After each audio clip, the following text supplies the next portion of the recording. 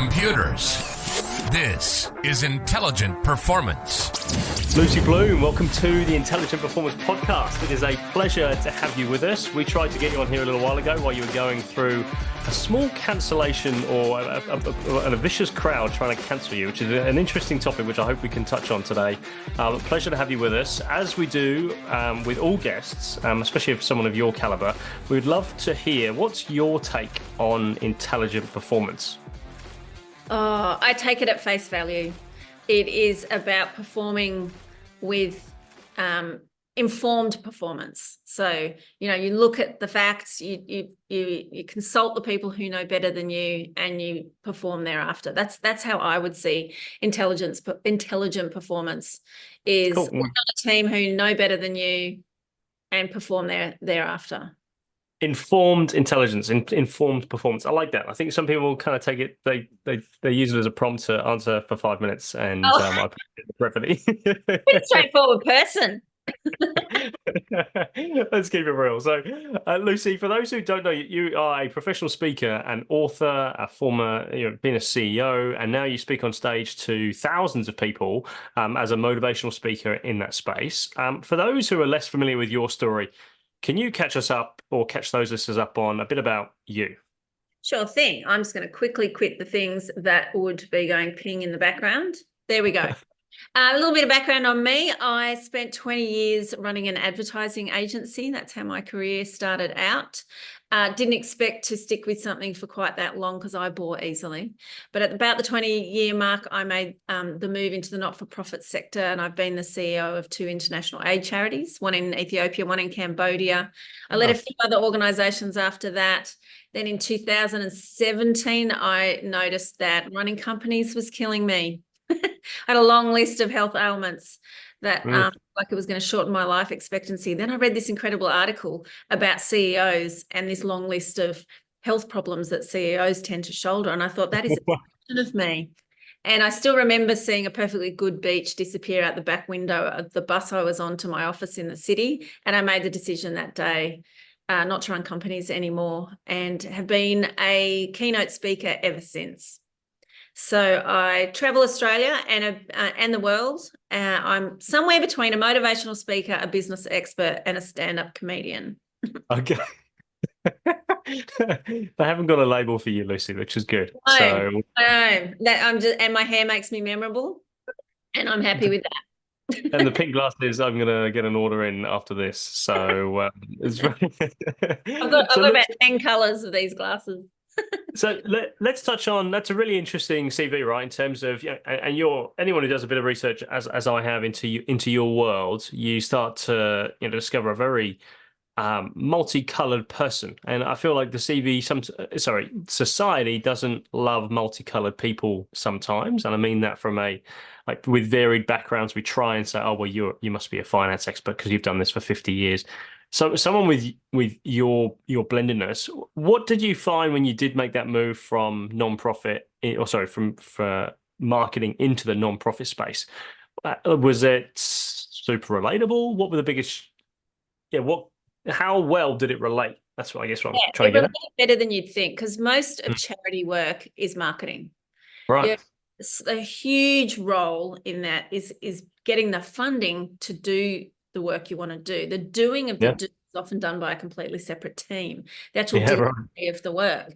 And so we were funding a hospital and a midwifery school in Ethiopia. I wasn't doing the surgery. I was funding that and had millions of dollars to find. So that's a marketing and communication role. So it was really easily translated and really successful, because I've never stepped into an industry and had a look around and gone, oh, how's it done around here? I've just tried to figure out how my skill set can make the most of the challenge. And making it fun was actually a really successful thing to do. The charity sector tends to be very serious, and it certainly was when I stepped into it in 2015. Really serious. People get compassion fatigue. If you keep telling them sad stories, they'll just scroll on by. They're like, oh, I can't do another sad story today. And I remember reading an epic book called Jab, Jab, Cross Hook, and it's about bringing your audience closer with easy to consume content or communications. And when they're nice and close and they think they're going to get another funny or heartwarming story, you get them with the cross hook, which is a heartbreaking story. You kind of ambush them with the sadness of the work, of the stories of the work we were doing in Ethiopia. And then your next piece of communication is really fun, and the unexpectedness had incredible cut through. So I took all that learning from, designing bikini catalogs, and I did all the press advertising for the National Rugby League for years. And so a very commercial background. I knew what would cut through. We were trying to sell something that's really unsexy and make it consumable. And I very quickly tapped into something that I knew I fell for, and humans love it. Humans love owning a thing. Like, yes, we want to buy a well and stick my name on it. And very quickly we could package up so people could pay for an operation in one of our hospitals. And that paying for the entirety of an operation worked really. So we got people to double their usual annual donation because they could do a whole operation. So yeah, it was very relatable going from an advertising background to fundraising, just because it's still marketing communication. That's the short.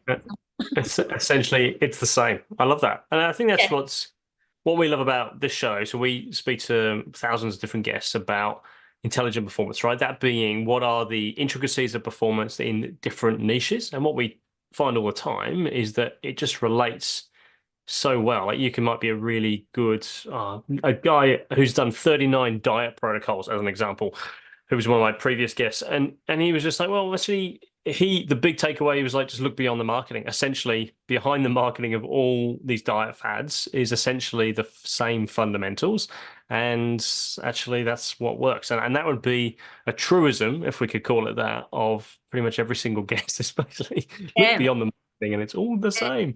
And humans are humans. And so if you're working with humans in some way, humans are still humans. And so the way they will, say, respond to a story, or what you need to do to get them to part with their money, and all they get back is a tax deductible receipt and a warm fuzzy. There's some rules in there that humans will respond to, because we're all little delicate egos on legs. And so you kind of have to respond to that. And I used to often say, we're emotional manipulators. That's what we do, is we get people to feel an emotion and open their wallet. And that works whether you're selling NRL tickets, bikinis, bricks, or like donations to a charity on the other side of the world where most people won't know where it is on a map. They're humans. Humans are humans. Very cool. Tell me about motivation. You stand on stages and you speak to thousands of people. For many people, that would be a really scary thing to do, myself included. Exciting, I think, but also really scary and daunting, especially like the judgment, like, oh my gosh, she's got pink hair and pink glasses. Like, oh my, who is this woman? So just talk to me. Actually, I'd love to, a couple of things in that. Let's talk about the topic first of all, motivation. What do you think people get wrong about this space? And then I actually really want to talk about how do you prepare for that sort of performance? Sure. Okay. Remind me about the second bit when I get to that. No worries. What most people get wrong about motivation, and that's just one of the themes I speak on, is that they think motivation is coming to save them. And they literally lie around the house looking at the ceiling, waiting for some special tingly feeling that is going to propel them through something difficult or huge. And I simplify it by just saying motivation is not coming to get you. It's not coming to help you. It's not going to save you. You actually have to start, and the motivation follows once you get going. And there's a mind game in motivation, and there's a physical game in motivation, and you have to get them to collide, and that will propel you along. But none of that is like some flippin' fairy coming to save you. That's what most people get wrong. They literally lie about on the internet saying, I'm so demotivated. And that's a mixture between physically feeling tired and low, and mentally not getting over this thing that's stopping them. I'm guessing this isn't your actual speech though, because if you just got on stage as a motivational speaker to tell them that actually motivation is not coming to get you, that's not particularly motivating to hear. Is that right? Well, you can. I'm a big believer in surprise and delight, and a bit of shock as well. So you can shock an audience by going, "Sorry, motivation's not coming to subject." Then you can give them See you tactics. later. Okay, this is how you actually get moving. This, you give people tactics and take home. This is how you stop relying on something that's not going to happen and start putting in place the things you need to get moving. You've got to move first, motivation comes later. So there's a lot of talk about discipline at the moment in terms of that's kind of really feel like that's really coming to the fore. What's your take on that in terms of, you need to rely on discipline more than motivation?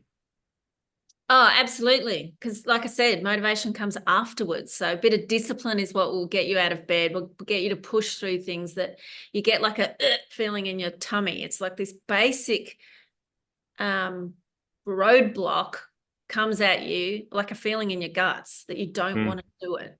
And you got to figure out what it is you need just to push through. Is it the carrot at the end? Do you just need distractions? So I figured out distractions, what I need. I just need to put my headphones on, accept that it's going to suck and get it over with. And if I'm listening to something awesome enough, I'll get whatever it is done.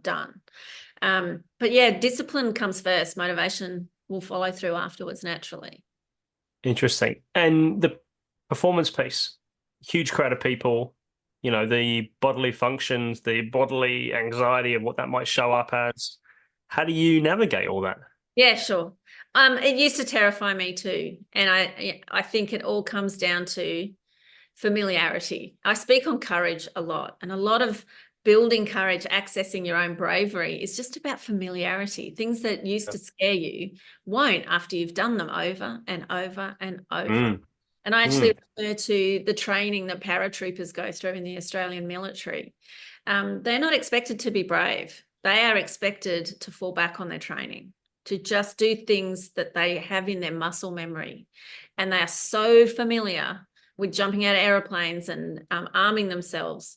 That comes down to just familiarity, repetition. So I've done enough speeches that I know the audience isn't going to hate me.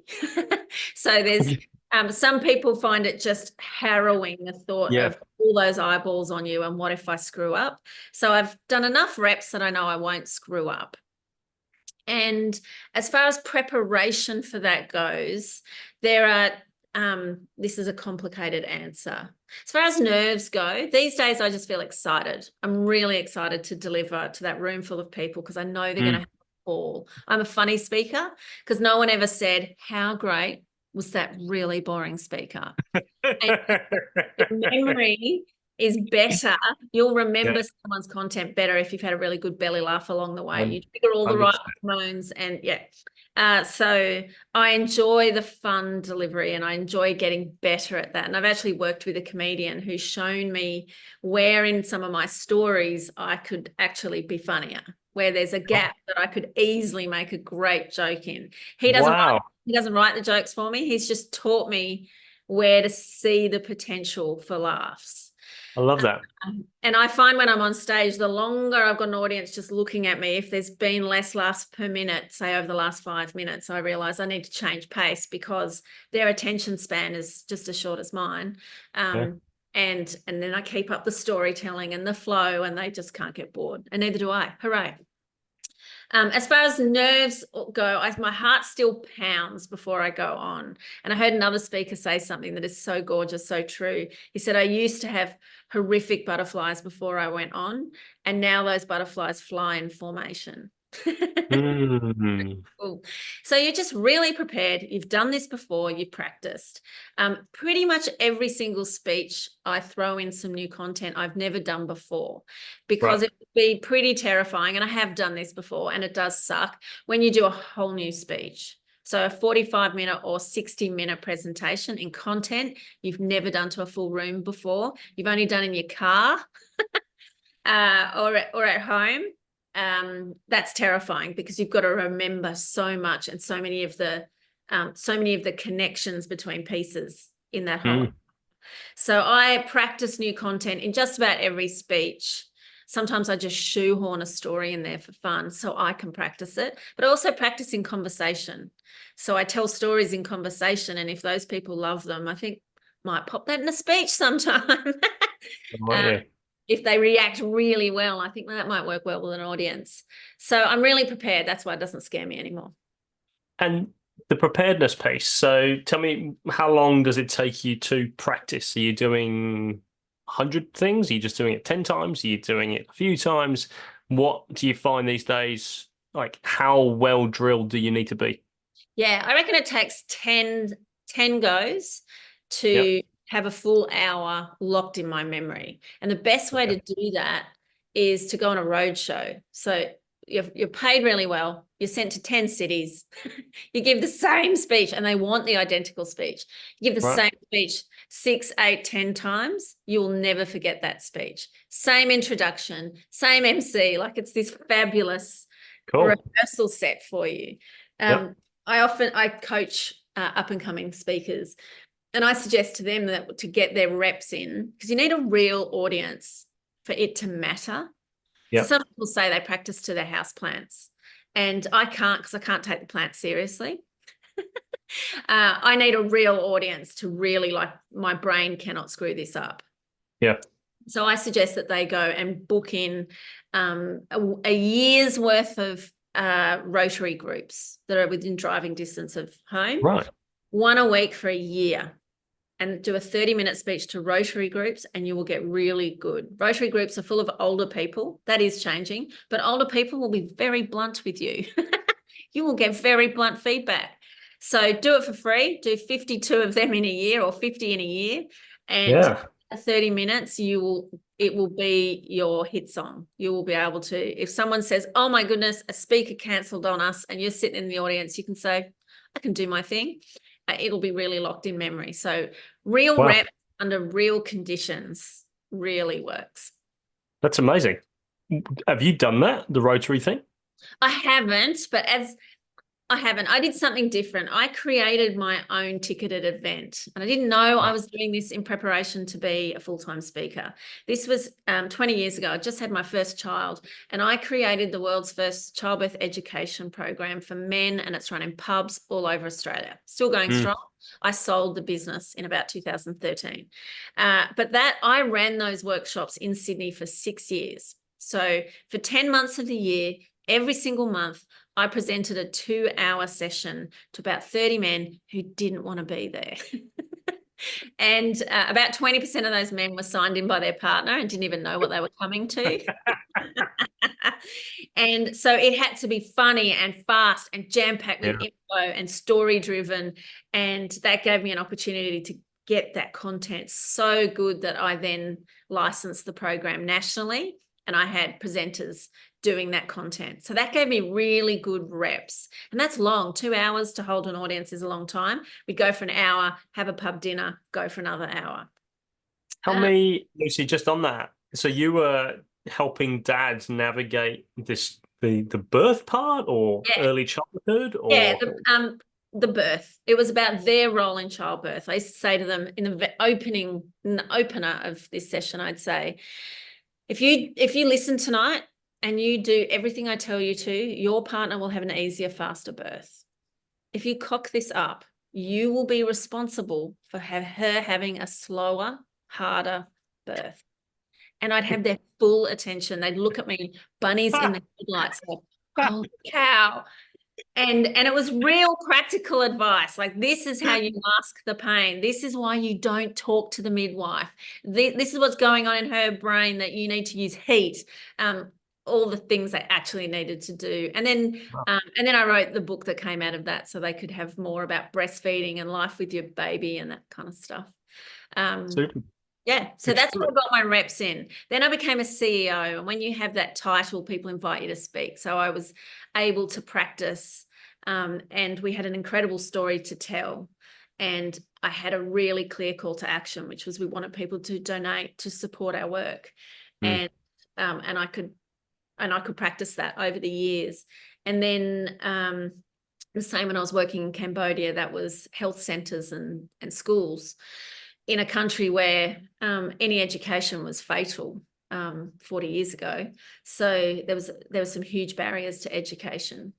Yeah, so that's how I got my reps in. Then now that I'm a paid speaker, it's those road shows.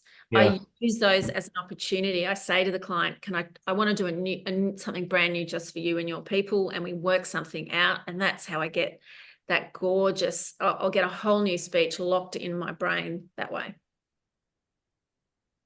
What's interesting about that, though, obviously the content is changing all the time. So you're saying the reps, though, is it the kind of the comfort you feel or the normality, or you use the word familiarity, right? Yeah, It's all of when that. you're The okay. comfort of hearing someone say, and our next speaker, and hearing your flipping name, that used to make me go, and now I go, I'm up. It's the comfort in all those things, in getting onto the stage quickly, in managing whatever AV system they have for you. They could thrust a talking stick in your hand. They could have already mic'd you up. You might have a headset and not realize that big hoop earrings are going to bang against that headset. Like, you figure all these things out on the road. And then only then you start speaking to these people. So there's lots of things to get used to. Your timing as well is a really important aspect of being a good speaker, is being mindful of the time. If they ask you to speak 45 minutes, you don't speak for 55. You don't walk off at 25. You speak for the amount of time you are booked to speak, and it's really disrespectful to screw that up. And I see it all the time. Yeah. So timing is important, and knowing how to keep time without looking at your watch on stage. So you learn all these, become comfortable with these things. Then it's the content. The content comes after all these details in delivery. And then you get comfortable with telling things in different ways. So you may have this really amazing piece of research that you want to reference. I always say, you make a point, you reference the science, and then you tell a story to kick that home. That's a really nice structure for about 3 minutes. If you've got 30 minutes to speak in, do 10 of those. It'll be a fabulous speech. So make a point, reference the science, the neurology, the behavioral science, the study, whatever. And you've got to tell that in a way that's really, because some studies are so complex, you just got to break it down to the absolute basics of the findings. Sometimes you don't even bother with the study. You just go, they discovered that.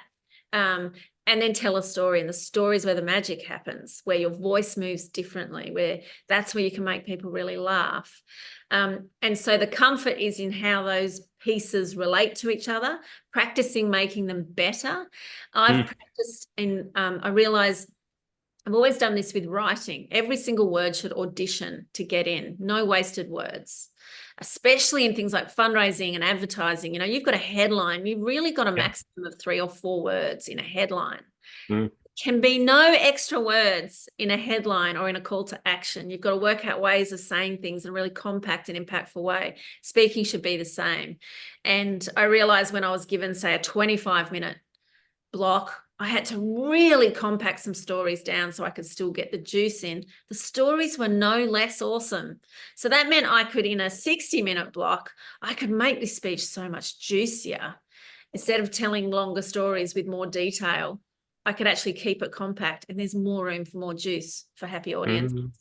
So the practice is in those storytellings, getting them more compact, really realizing which bits the audience goes, at, what they need to get them to an because sometimes you need to explain a few story pieces to get the drop in the story, to get the There's probably 2 big that I deliver to audiences where they just go, how crap is life? And then it's Can you tell us? Can you share an example of this kind of the structure you're talking about? One is about when I was fired from a job, and it was so heartbreaking and it was so brutally done. And I explain that. And usually there's one person in my audience that laughs. I usually point at them and say, are you the kind of person that laughs at funerals? Because that's the story. And then that gives the audience a little bit of relief, because it's awful. Like, I was incredibly good at my job and I was fired unceremoniously. Wow. And then I need to explain the story arc for how I discovered why I was fired. And that's the next big drop. It was utterly corrupt. And no one expects that a white lady in a country like Australia will be a victim of absolute of corruption. And it even gives me goosebumps when I tell the story. So 2 big drops. Then it's my job, because you can't leave an audience anywhere but on an absolute fist pumping high. Then it's my job to bring them out of that and see what I learned from it, and what you can learn from what I went through, and then some awesome steps for how a big vacuum in your life like that gives you incredible space for opportunity. And this is what happened next. So it gives the audience hope and motivation and inspiration. I used to hate that word, but inspiration, but I hear it all the time. The client wants someone inspiring. We're looking for an inspirational speaker. Okay. Yeah. Yes, I can do that. It's interesting, isn't it? My wife is a professional speaker. I certainly don't think in the same kind of category as yourself, Lucy, far more in the kind of the engineering space. And so a lot of her talks are more kind of technical, or kind of to technical audiences. And often usually I come on after someone like her, because she's been so freaking clever. And the audience is their brains are like, oh my goodness, that woman was so good. And they've recorded it because she's so intense and there's so much information they need to take home, and their brains are literally full. So I come on after someone like your wife. Got you. Because their brains. You're the lighthearted version, but to lift them. And I think it's a really interesting skill, that, right? Because trying to lift people is really hard. Trying to lift a room of 1,000 people, conceptually, 1,000 is quite easy. A huge group of people are quite infectious. Interesting. Yeah, so as long as I can pitch it to them just right, and they get my humor in the early stages of the speech, a big room full of 1,000 is really easy to please. They make each other laugh, and the warmth in that sound triggers endorphins, and everyone feels good. Whether they liked my speech or not, they come out feeling good. You mentioned my hair. I often speak to a room full of people who I can tell are looking at me, and they've got their arms crossed. They've usually got big pot bellies, and they cross their arm. They're resting it on their farmer's belly. Yeah. And they look at me like, what's this chick gonna? What has she got to say? Ugh. And then it's my job very quickly to show them that I'm relatable. Who'd have thought that, like a cotton farmer from central Queensland could relate to this woman on stage, and that my humor they can relate to as well. So my stories, my background, and my humor, they're like, this chick's the bomb. And then I watch them slowly, literally open like a flower. Wow. I love it. I love it. And I watch them gradually uncross their arms until they're literally leaning forward, looking at me. And they've all moved so that I can see every single face. Wow. And then I know I've cracked them, and they're loving what I've got to give. And it almost wouldn't matter where I left them. I took them where they needed to go. And those are heavy male audiences. So, and the moving faces, you mean by like they're trying to like make sure they can see you outside of the person who's sat in front of them. Yeah. Yeah. So they all move. So they look like a perfectly arranged bunch of flowers. You know, when flowers absolute perfection. That's what an audience looks like, because they've all moved. No one's phone fiddling. No one's got their laptop out. And I don't tell them to do that. I just think it's my job. I compete with all those entertainment devices. I'm competing with their emails and, text messages from their missus. And I've got to be that engaging. That's the job I do. And I don't use a slideshow as well. I don't have any images or words behind me, because brains can only do one thing at a time well. And if you put a bunch of words up behind you, they're suddenly not listening to a word you're saying, because now they're reading, different part of the brain. And they just can't do two things well. Take texting and driving, for example. You just can't. Your brain can only flick quickly and do it badly. So that's why I don't have slideshows. Just me and my glorious head.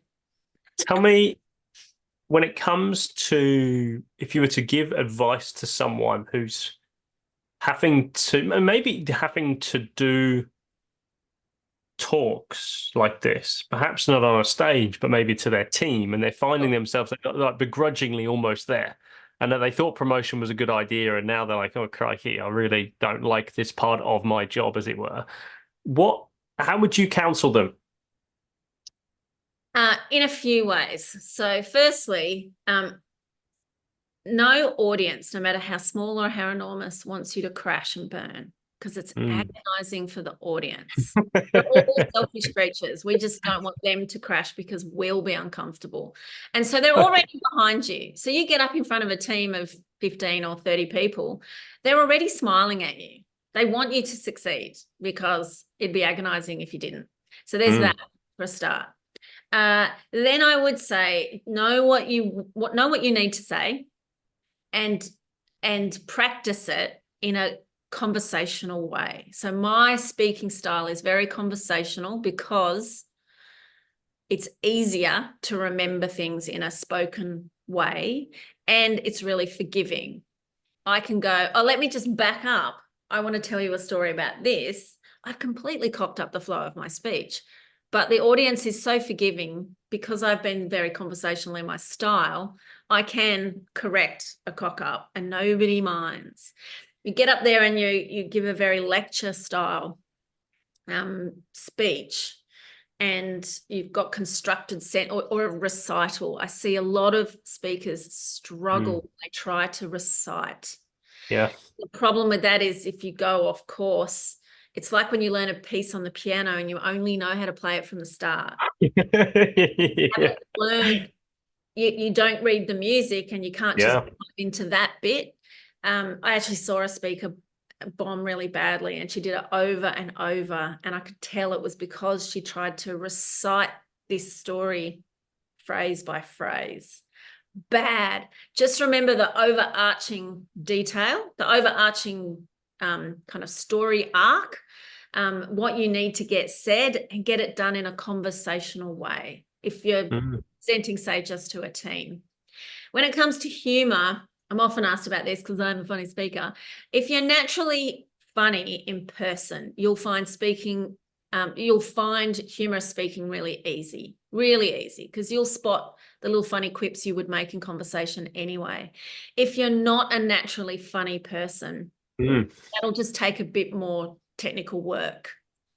And then there's ways to bring in humor if you're not accustomed to it, like wild contrast is a really easy way to bring in humor, and what I call surprise and delight. You take people in this direction, but you land them in that one. And it's the delight of that sort of, hang on a sec, that makes an audience laugh. So that's how you can test if a joke is going to be funny and is going to land. But with a team, it's about just being natural, being you, eye contact. When it's a small audience, you can give every single person eye contact in that room. I actually find speaking to 20 harder than 20,000. Why is that? See every single person. Yeah.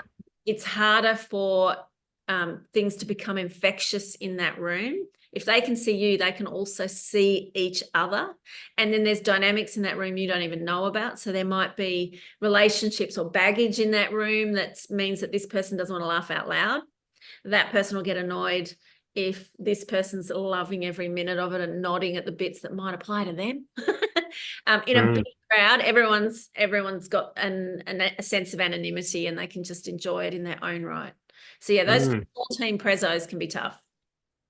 When it comes to speaking internationally, how do you find your humor, Aussie humor, translates? And also the message, can you do the same thing in front of an American audience and they love it as much? Yes, to a point.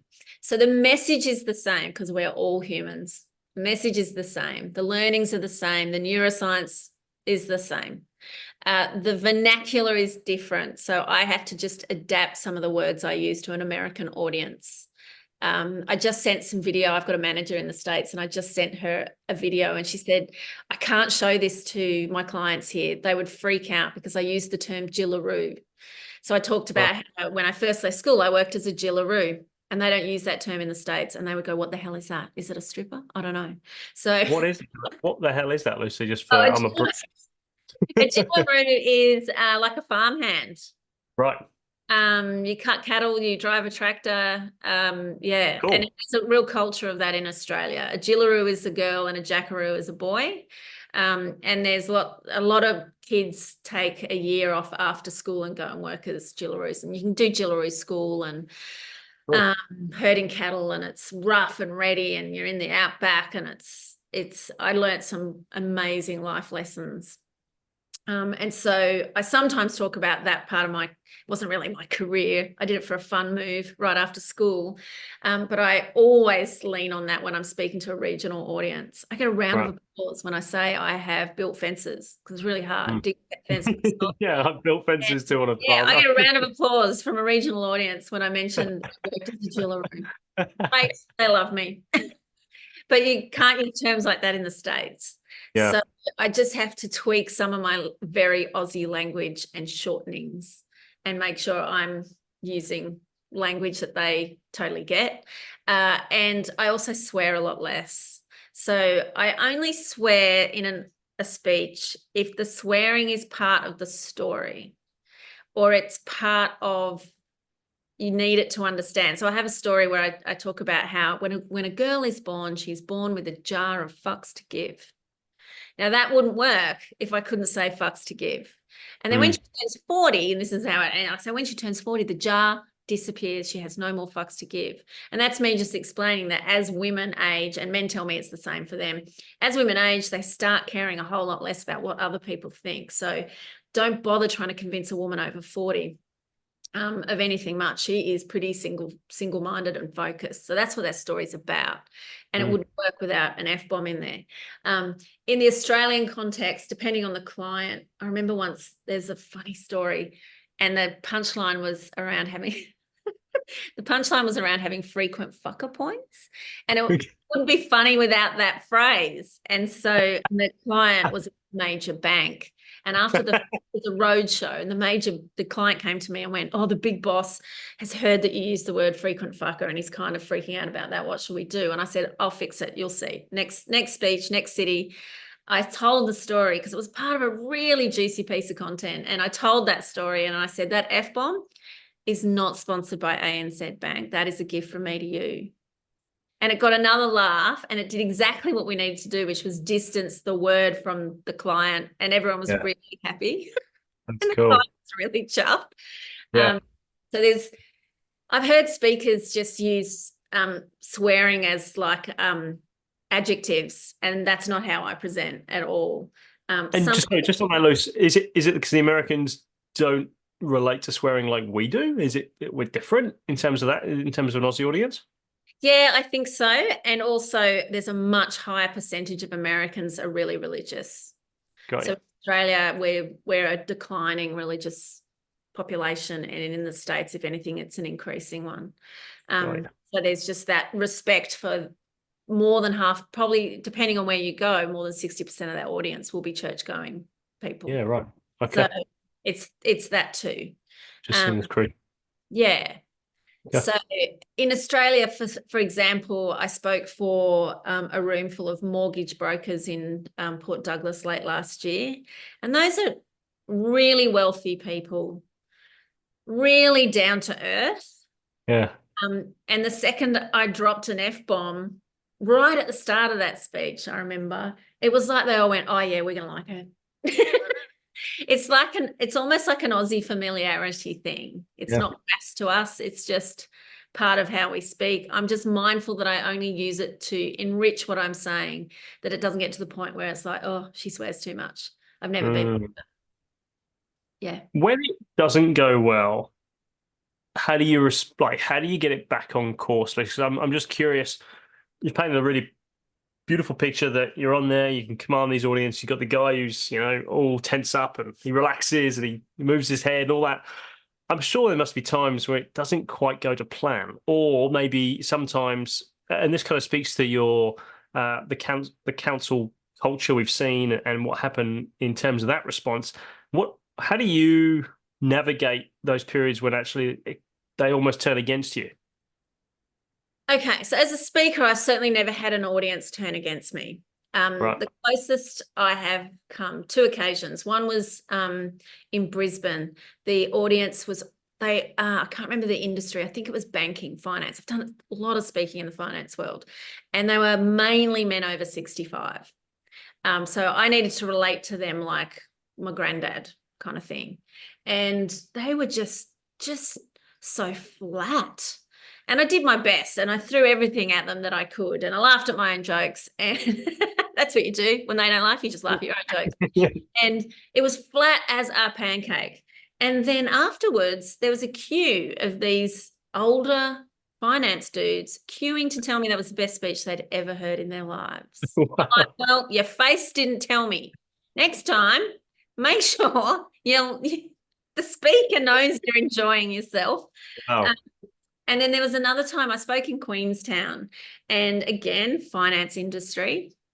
And for some reason, that crowd, it was all men, but with their wives. So their wives didn't work in the industry. They were like on a handbag tour, I call that, where the wife gets to come along and they have a partners sort of program. And the wives absolutely loved everything I had to give. And so the whole audience did. It went across really well. I go to Queenstown a lot. It's such a big conference town. Went across really well. And then I was flying home, or I had just arrived home, and I got an email from the booking client, like the boss guy. And he said, Ma, we have mixed reviews. It didn't really land with some of our audience. And I replied and said, you could have fooled me, because the feedback from the audience almost knocked me off the back of that stage. But okay, I'll take that on. And then it made me feel rubbish, because I'm like, what do you mean mixed reviews? Who didn't like my speech? Oh, it makes you feel terrible. And one of the best speakers in Australia is a guy named Bernard Salt. And he used to be a partner for KPMG. He's a demographer. Mm. Bernard is? Yeah, AFO as well, right? He runs the Australian. Yeah. Oh, he's Australian. Still does, yeah. And he and I have done a roadshow together. You bond with these other speakers when you do roadshows. And I messaged him and said, it's the first time this has ever happened to me, where the client says, meh, it was a bit And he said, they're idiots, Lucy. Do not listen to a word they say. He said, 10 years ago, I had got mixed reviews, and the client was like, meh, about a speech I gave in Mackay. He said, I've hated Mackay ever since. That poor town. I've hated Mackay for a decade. He said, just blow them off. Don't worry about it. He said it was probably one person didn't like it that his missus laughed really hard at that particular joke or something. Don't worry about it. And it was the best advice. And I was just onward. Oh. And I remember I was flying back. I had to go from Queenstown straight to Melbourne to give another speech. Had I not had that awesome little text chat with Bernard, I think I would have approached that next speech in a less confident way. And that speech went on to create so much business for me, the Melbourne one.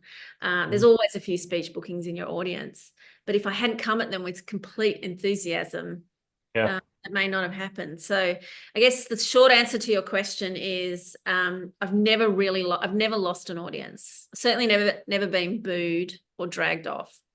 Okay. And I have heard stories. Wow. Yeah, I booked for a gig last year, and they said, look, our speaker last year, we had to send the MC on stage and kind of shoo him off. So tough audience. It was in Outback, Australia. Tough audience. They're drinking hard. It's an awards night. Oh, yeah. And yeah, it was only a 25-minute slot, and I flipping nailed it. But you hear these stories because they hurt the client, and it goes into their feelings.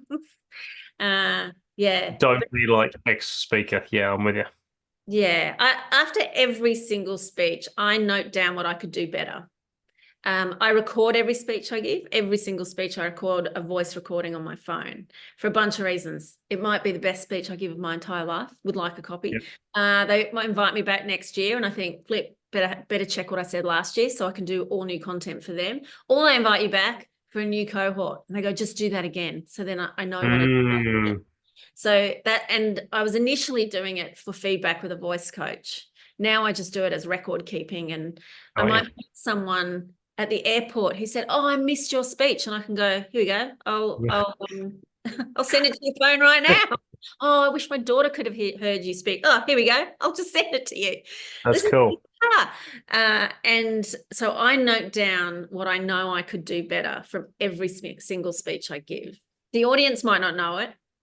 They might not know that I missed this little piece that ties this and this together. Or a couple of weeks ago, I finished a speech 6 minutes early. That's really unlike me. I usually finish right on, or I'm on time. And I say to whoever booked me, do we have time for one more story? And they always say yes and give me another 5 minutes. And I speak a bit more. But afterwards, I was like, how did I come in 6 minutes early? What did I miss? What was missing? And then and I had to listen back and figure out there was one juicy story where my brain just moved beyond it. I'd been dropping it from speeches for other reasons. And so that self-reflection is really important. The audience won't know what they missed out on, but I need to keep getting better. Yeah. Awesome. You've written a number of books now. I'm intrigued. What is it about the manuscript that your kind of more recent books? Obviously, you've got 2 books, and maybe more. Lucy, forgive me. I'm just going off what the notes show me here. Yeah, sure. It's 4 books. So I wrote Cheers to Childbirth, which is the Dad's Guide to Childbirth Support. That was first published in 2010. That keeps selling because people keep breeding. And it's quite well known. It's recommended by obstetricians and midwives. Then there's another book called From Lads to Dads, and that's a collection of birth stories. And it's an ebook. So every time I meet someone interesting and I do another birth story, that book just gets fatter.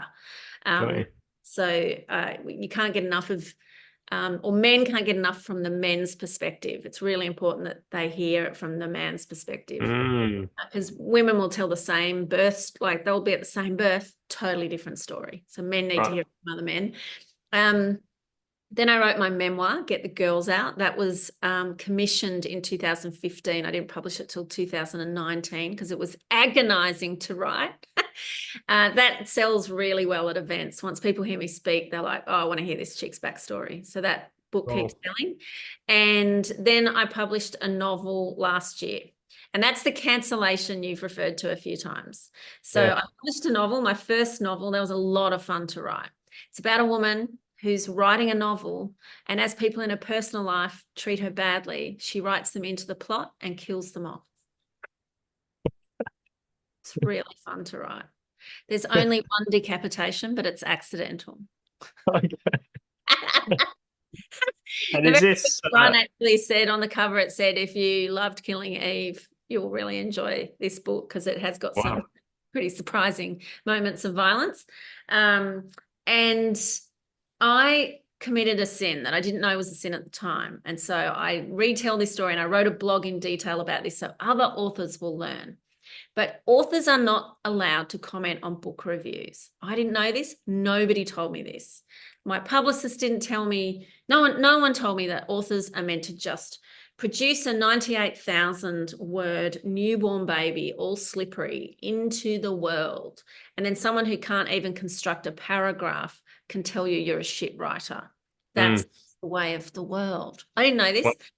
And there were 100 copies of my book were sent out to reviewers, but far too many of them were amateur wannabe Instagram reviewers, not in my readership. So that it was my publicist not doing the right thing. And a copy of my book was put in the hands of someone 20 years younger than my readership. And she came to the launch of the book. We met, we'd had a bit of online chit chat, and she wrote a stinging review. And so because we'd had a conversation beforehand, I think if I hadn't met her, I wouldn't have bothered, but we had met, and I said, there's some contradictions in your review. And that just unleashed the most incredible 3 months of my life. Wow.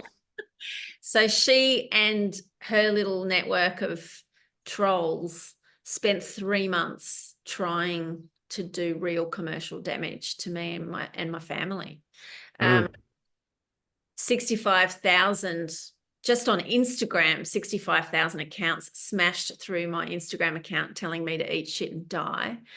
Wow. Threats, the works. They worked out where I live. They booked out all the tickets to my launch events online so that real people couldn't book to come. My whole Queensland leg of the tour was cancelled because the venues couldn't guarantee my safety. It was really, really awful. And the only reason why it went away was they found a new victim. And Wow. it really bothers me. Like, the next person may not have the support network I have, or be in the mental good, like in a robust mental place to cope. If this had happened to me 6 months later, where I had to have emergency surgery and there was all this other crazy stuff going on, it could have tipped me well and truly over the edge. It was horror. The E-Safety Commissioner got involved. The police were involved. It was full on. Wow. It seemed the punishment was so outweighed what I did wrong, and that it bothered me so much that it only stopped when they found it. It's almost like they're lying in wait for the next author who doesn't know this little rule to destroy them. And then they rush off onto review sites, and it's called review bombing, where they've never read a book. Sometimes it's not even a book that's even out yet. So people have given 1 star, like thousands of 1-star reviews to a book that hasn't even been published yet, because someone has decided, let's cancel that author. Wow. And there've been cases where authors have lost their publisher because of this kind of online bullying. It frustrated them no end that I own the publishing company. And I fired my publicist. And I learned through that process a bunch of things. One of them was, don't comment on book reviews. Yeah. If you wind back into hindsight, don't give books to people who aren't in your readership, who've barely finished a degree and probably aren't the best reviewers anyway. That it just shouldn't be going outside of your readership. Why bother? Yeah. Yeah. But I also learned, the bigger the star, the bigger the silence. And I pass this on all the time. So when I see friends being hammered by someone and then they'll turn that into a post and some discussion on this, I just private message them and just say, the bigger the star, the bigger the silence. When you leave an echo chamber for their shitty comments, they look like a dick. And it goes away quicker when there's less of, and it's really hard not to defend, or, like, I was just using humor at first because some of it was really funny. So someone gave me a review. She'd never read the book, but said, I wouldn't even use this book for toilet paper. And so I screenshot that and said, I do not recommend this book for your butthole. Hilarious. It gave me a tickle. It absolutely lit a fire under their ass of total hatred. Wow. And then they jumped on TikTok and they were doxing on TikTok, which I didn't even know what doxing was, asking other people to abuse me, posting everything they knew about me so they could abuse me across every single platform. Oh my The only God. platform where I wasn't hammered was LinkedIn. Yeah. I looked at the stats, and all these trolls, sorry, I live on a busy road sometimes, all these trolls were between the ages of 17 and 22. And they were almost all women. Young. Wow. There was a sprinkling of men, but they were only, they were influencers. They had like a blue tick and they had a big following, and they'd noticed all this noise and they'd just come for a look and gone, yikes, and then got out of there. So that led me on another discovery, which I spoke on a lot during the International Women's Day season, which is a concept called lateral violence. And I'd never heard of this. And it's a social phenomenon that when a group of oppressed people are oppressed for long enough, they will turn on themselves. And most of the research around lateral violence is Aboriginal communities and nurses, because nurses are part of a system where they're really oppressed, that they have no powers, that doctors come in and just get it all done above them. And so nurses turn on each other, and women do the same thing. Wow. So I learned that and thought, well, those 65,000 young women from all over the world who told me to eat shit and die are women who feel really oppressed. And it helped me see that it's actually not about me. I was just the latest. I was just the latest kind of target for their oppression, oppressed feelings. And so that helped me rationalize. I just need to ignore them and keep ignoring them I want to go back a step, Lucy, if you don't mind. Bigger the star, bigger the silence, you said. Just tell me, unpack that a little bit. In terms, are you saying that the bigger the star, the bigger like they should leave the gap? Is that what you're saying? A bit like kind of They Kate Milton. don't even bother responding. Right. So Sally Hepworth is one of Australia's biggest, highest selling authors. And she private messaged me. She used to do reels of her reading her 1-star reviews and laughing at them. And because when people read mean Really tweets, funny when you do that. Yeah. it's really funny. The effort people go to, and they're usually, here they are full of typos, can't construct a sentence, telling you can't write. And she said, I don't do that anymore. And she doesn't respond in any way to anything negative at all. Another quite high profile person said to me, Mia Friedman, she's been cancelled at various times. She said it'll only go away when you apologise again, apologise one more time, and then never respond to anything about it ever again. So that's what I took from it. The bigger star, the bigger the silence. And I follow a few really big stars online, and awful comments just dangle. They just sit there looking like a dick. Mm. They don't give it any oxygen at all. I Mm. did that years and years ago when social media first started to tick along, and I was maximising Facebook for our fundraising for the Ethiopian charity. And I remember a designer who worked for me said, do not feed the trolls, Lucy. Do not feed the trolls. He was a really quiet guy, and it was one of the longest sentence he ever said out loud. Do not feed the trolls. Wow. So that's good advice. Good advice. Lucy, I think that might be a great place to leave this conversation. I've taken a heap of notes on my side just in terms of tips, and I'm sure people have found it super insightful, not just for what you get wrong around motivation, but actually how to do a great speech and what it actually takes to perform at the highest level in that regard. How can people reach out to you, Lucy? What's the best way to find you if that's something they want to do after listening to this? Fine. If you just Google Lucy Bloom, can't miss me. Otherwise, thelucybloom.com is my website. And my social media handle is @thelucybloom for all my platforms. So I'm easy to find. Awesome. Lucy, thank you so much for taking the time out to chat to us. My pleasure.